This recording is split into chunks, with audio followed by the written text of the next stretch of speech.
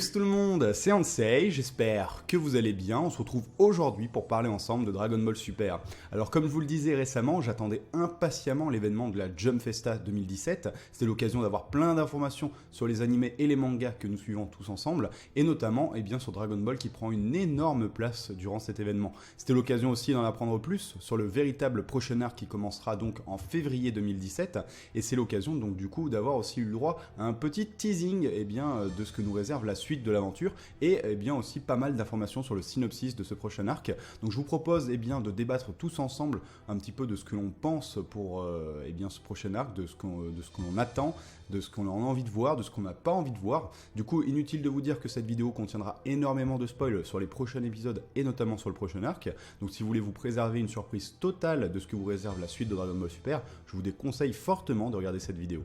Alors les amis, on va commencer par le début, j'ai envie de dire. Les premières annonces qu'on a pu avoir, c'était quelques jours avant l'événement de la Jump Festa 2017, puisque la Toei s'est amusée un petit peu à teaser la suite de l'aventure sur son site officiel, notamment en dévoilant le synopsis donc du prochain arc qui a été intitulé l'arc survie de l'univers. Et le synopsis nous dit: comme il l'avait promis à Goku, le roi suprême annonce le début du championnat d'arts martiaux qui opposera les univers et qu'il appelle le tournoi du pouvoir. Mais il s'avère aussi être le début de la destruction des univers. Qu'est-ce qui attend les vainqueurs de ce tournoi et les vaincus? Que révéleront ces intenses combats entre les équipes d'élite de chaque univers? Donc visiblement, on est bien face au tournoi inter-univers qu'on nous a promis depuis quelques temps. Donc l'histoire devrait se centrer autour de cela. Comme vous avez pu le voir avec l'image qui a quand même fait pas mal le tour du web et qui était le premier teasing de ce prochain arc, on peut voir la team visiblement qui va représenter donc notre univers, l'univers 7. Et donc elle est composée d'anciens combattants de Dragon Ball, de plus récents, et surtout de combattants qu'on ne voyait plus ces derniers temps, comme notamment Gohan, Gohan qui est très attendu, Gohan qui avait fait pas mal sensation à la fin de l'arc Mirai Trunks Black Goku, où on pouvait voir ce Gohan qui nous a tous fait frissonner, qui avait un semblant de ce mystique Gohan qu'on n'a pas revu depuis la saga Buu au final. Donc visiblement ce Gohan fera partie de l'équipe, cette fois-ci il va venir représenter son univers, il va venir défendre son univers. Donc ça peut laisser penser qu'on va peut-être avoir enfin un retour tant espéré de Gohan. Quoi qu'il en soit, on le verra se battre et ça fait plaisir. On a bien entendu Piccolo qui sera de la partie, Sangoku et Vegeta évidemment, et surtout la grosse surprise pour moi, alors certes je fais partie des gens qui étaient quand même contents de voir Gohan, même si j'avoue que je reste encore très sceptique sur le personnage, mais j'étais vraiment super content de voir C17 revenir, voilà, de voir C17 qui avait été très peu utilisé, finalement même pas du tout utilisé au final, durant la saga Buu. On avait un bref clin d'œil à la fin de la saga Buu quand il donnait son énergie pour la boule Genki. D'ailleurs petite anecdote, à la base, je pense que vous le savez à peu près tous, mais quand même c'est intéressant de noter qu'à la base c'était pas C17 qui était prévu pour donner son énergie dans ce petit clin d'œil, c'était censé être Lunch a totalement disparu de l'œuvre d'ailleurs. Bref, RIP Lunch, et donc repassons à C17, le retour de C17. J'avoue que c'est quelque chose qui me fait plaisir, même si potentiellement par rapport au combat qu'on peut voir actuellement, on peut se dire qu'ils sont totalement dépassés ces personnages là, mais quand même je trouve ça sympa de le réutiliser. Il avait été réutilisé dans GT, Dragon Ball GT, alors je sais sacro-saint, il ne faut pas parler de GT, mais bon, moi j'ai envie d'en parler parce que j'aime bien quand même GT. Mais je vous avoue que par contre, l'utilisation de C17, j'avais pas du tout aimé dans GT, alors c'est mon point de vue personnel, mais j'ai pas du tout aimé le Super C17, ce genre de choses. J'aime pas trop le design du personnage, c'est pas un perso, c'est pas quelque chose qui m'a beaucoup plu. Du coup, je trouve ça intéressant de voir ce que va faire Dragon Ball Super avec ce personnage, quel traitement lui est réservé.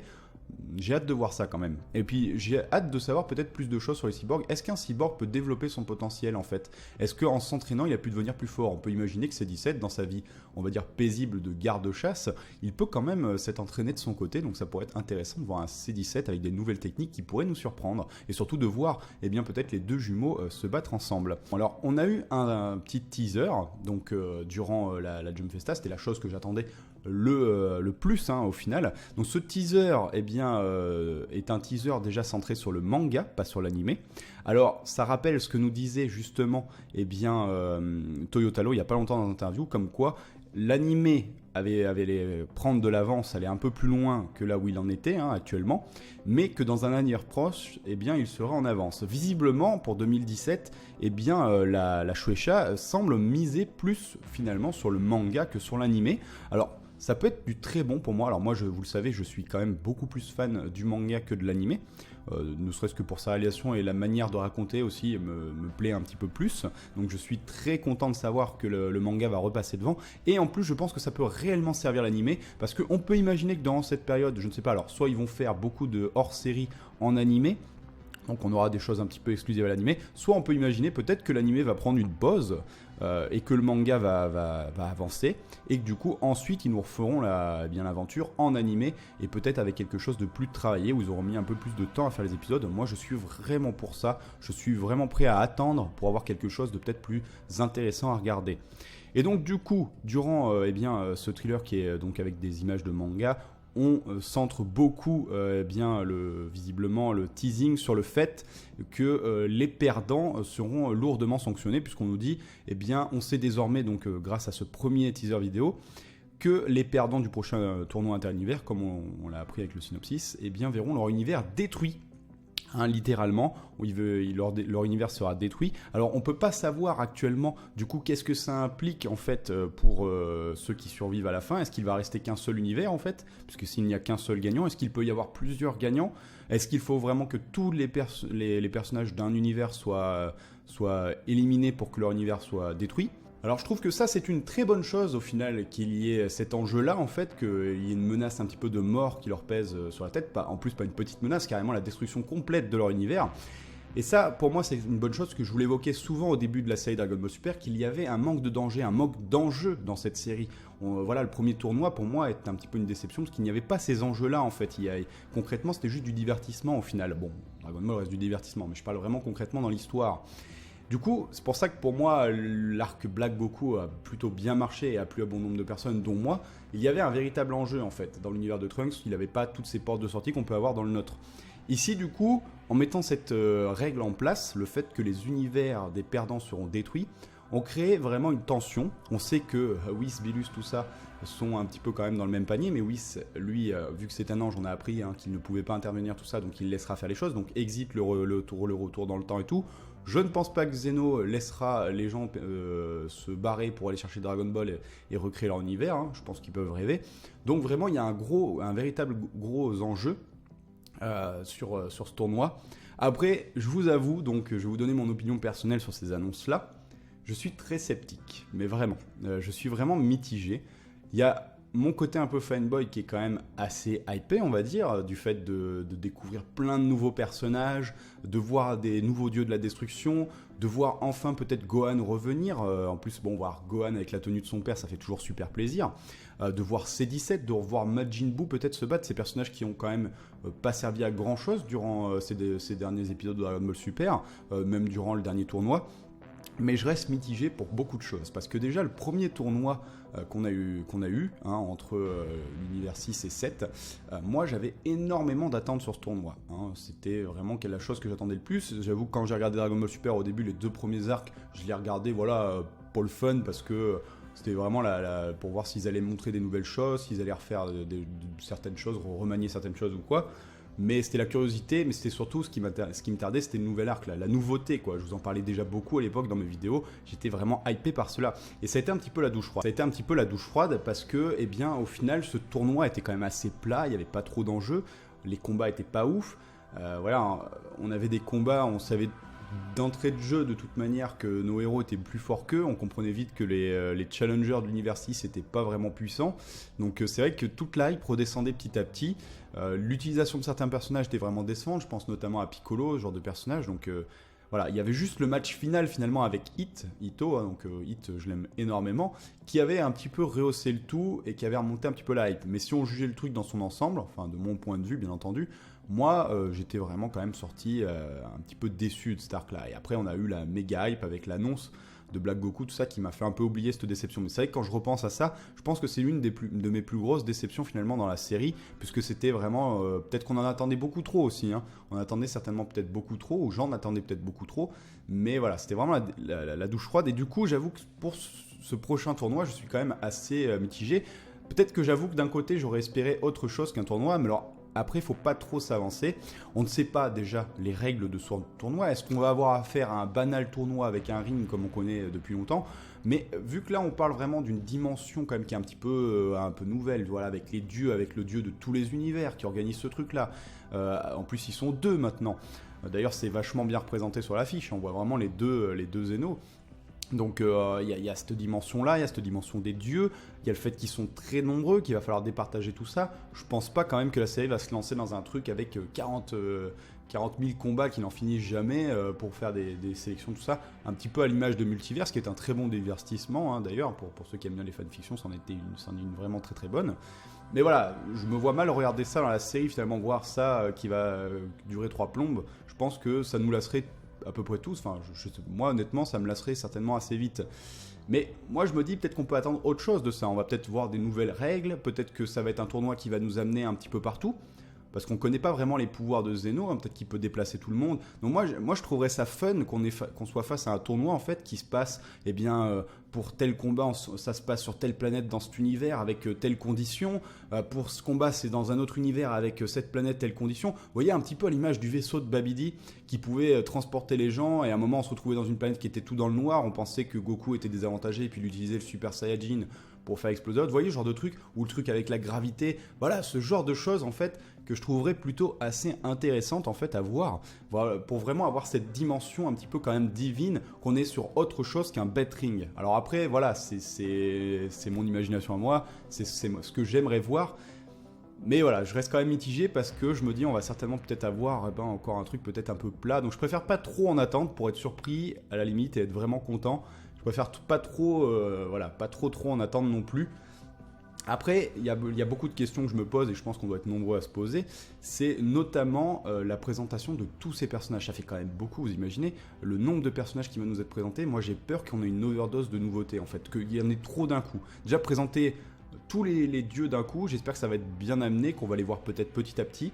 Après, j'avoue que je suis très hypé, moi, de voir les autres dieux de la destruction. Depuis qu'on nous les a annoncés, c'était quelque chose, je pense, on s'est tous demandé un petit peu à quoi ils ressemblaient, comment ils seraient, s'ils vont avoir de nouvelles personnalités. Moi, j'ose espérer voir les dieux de la destruction vraiment maléfiques. C'est ça aussi qui m'intéresse le plus. J'espère qu'on aura vraiment un gros méchant peut-être qui va débarquer. Moi, c'est vrai que ça ressemble peut-être un peu trop à la saga Boo, mais vraiment, moi, ce que j'aimerais voir, c'est ce que j'attendais finalement du tournoi Univers 6-7, où j'étais persuadé que ça se passerait comme ça, et c'est pour ça que cette fois-ci, je ne m'avancerai pas du tout. J'étais persuadé que ça partirait en couille et qu'il y aurait quelqu'un qui interviendrait et que le tournoi n'arriverait pas à son terme. Bon, je m'étais lourdement trompé, parce que ça n'a pas du tout été le cas. Tout s'est fini un petit peu en happy end avec ce tournoi Univers 6-7. Ici, j'ose espérer la même chose. Après tout, ça fait quand même beaucoup d'univers. Ça m'étonnerait que tous les personnages, que ce soit les combattants, les dieux, tout ça, aient tous forcément des bonnes intentions. Donc c'est vrai que c'est quelque chose que j'espère voir, peut-être un personnage qui va se rebeller, se rebiquer et peut-être foutre un petit peu le bordel, essayer d'atteindre la vie de Zeno. C'est pareil, il y a aussi le personnage du père de Whis, hein, donc le grand prêtre qui est censé un peu être, j'ai l'impression, l'apogée en termes de puissance, hein, qui est vraiment au centre de l'affiche, en plein milieu. J'ai l'impression que c'est un petit peu comme si c'était lui le boss ultime. Donc quel rôle il va le jouer finalement aussi dans ce tournoi? C'est ce que j'ai hâte de voir au final. Parce que j'ai l'impression qu'en fait Zeno est un peu à l'image des dieux de la destruction. C'est-à-dire qu'il régule un petit peu la vie, mais lui à l'échelle de tous les univers.